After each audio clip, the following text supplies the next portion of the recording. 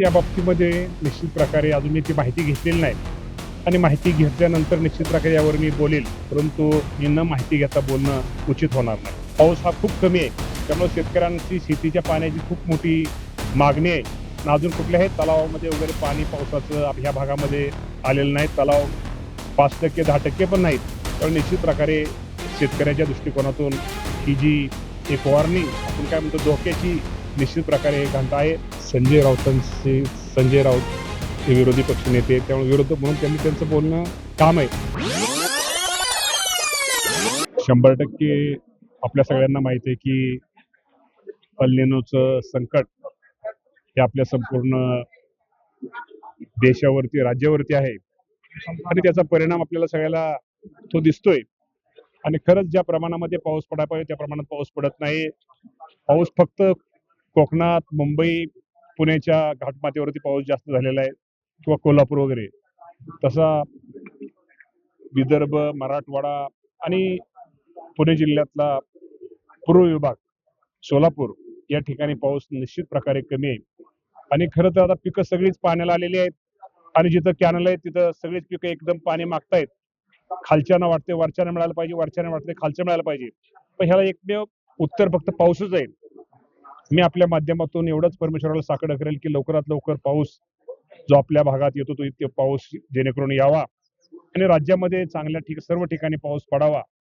शेवटी आपल्याला तर ते शेवटी पांडुरंगाला साकडं आपण घालतोयच, पण 100% एल निनोचा खूप मोठा परिणाम आपल्या राज्याच्या शेतीवर होतोय हे निश्चित प्रकारे आता जाणवायला लागलेलं आहे. या बाबतीमध्ये निश्चित प्रकारे अजून मी ती माहिती घेतलेली नाही आणि माहिती घेतल्यानंतर निश्चित प्रकारे यावर मी बोलेल, परंतु मी न माहिती घेता बोलणं उचित होणार नाही. या बाबतीमध्ये निश्चित प्रकारे जर शेतकऱ्याला जिथे त्रास होईल आम्ही केंद्राकडे पाठपुरावा करू आणि पहिल्याप्रमाणेच पुरवठा ठेवावी अशी आम्ही विनंती करू.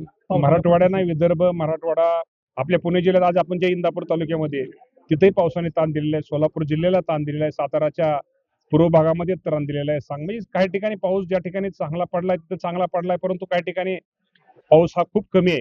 त्यामुळे शेतकऱ्यांची शेतीच्या पाण्याची खूप मोठी मागणी आहे आणि अजून कुठल्याही तलावामध्ये वगैरे पाणी पावसाचं ह्या भागामध्ये आलेलं नाही. तलाव 5% 10% पण नाहीत. तर निश्चित प्रकारे शेतकऱ्याच्या दृष्टिकोनातून ही जी एक वॉर्निंग आपण काय म्हणतो धोक्याची निश्चित प्रकारे घंटा आहे. अजूनही आपण पावसाची अपेक्षा ठेवतोय आणि लवकरात पाऊस पडावा ही आपल्या पावसाला मी परमेश्वराला आपण साकडं घालतोय. 100% तुपकर साहेबांची मागणी बरोबर आहे.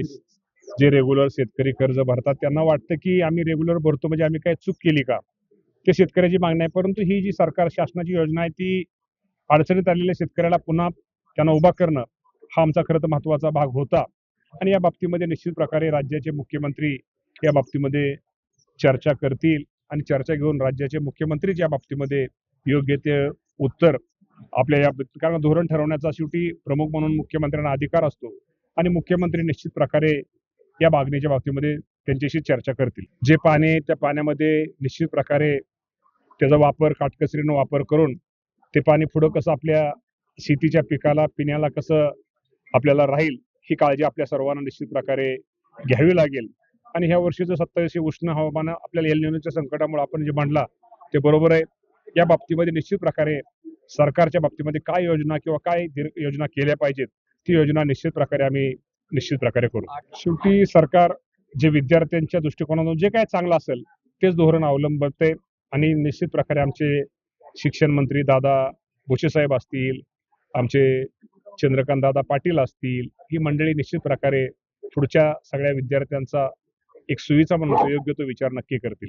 साखरेचा स्टॉक आहे, त्या स्टॉकमध्ये साखरेच्या पोत्याला त्याची किंमत ही वाढणार आहे. त्यामुळे फायदा म्हणणार नाही म्हणण्यापेक्षा की फायदा तर 100% साखरेचा भाव वाढल्यावर शेवटी उत्पादक शेतकऱ्यालाच फायदा होणार आहे. पण आजच्या घडीला तेवढा कारखान्याकडे स्टॉक आपण म्हणतो ना साठा, साखरेचा साठा तेवढे उपलब्ध नाहीयेत आणि ज्याच्याकडे उपलब्ध आहेत त्यांना नक्की फायदा होईल आणि कारखान्यात फायदा झाल्यानंतर शेतकऱ्याला पण फायदा नक्की होईल. 100% या मताशी मी पूर्ण सहमत आहे. स्वतः म्हणजे तुम्हाला माहिती आहे की या बाबतीमध्ये आमचे सहकार मंत्री बाबासाहेब पाटील असतील, आमचे सगळे मंत्री असतील, साखर संघाचे देशाचे हर्षवर्धन पाटील साहेब असतील, या सगळ्यांची मागणी आहे 43 रुपये करावी आणि मीही त्या मागणीच्या पूर्ण सहमत आहे. यासाठी निश्चित प्रकारे आम्ही केंद्राकडे पाठपुरावा करू आणि ती जर MSP वाढली तर निश्चित त्याचा फायदा माझ्या शेतकऱ्यांना होईल.